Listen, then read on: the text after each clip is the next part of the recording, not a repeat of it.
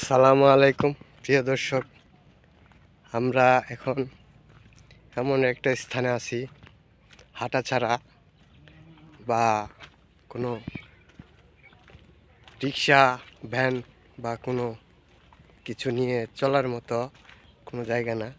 আমি যে জায়গাটা দিয়ে যাচ্ছি এটা হচ্ছে একটা নদীর বাঁধ। তো দেখতে পাচ্ছেন আমার দুই সাইড দিয়েই অনেক অনেক ঘাস এবং গাছপালা রয়েছে। আর এই যে আমার এই সাইডটায় রয়েছে নদী, এটা হচ্ছে একটা নদী, আর নদীর ওই পাশে আছে বিল।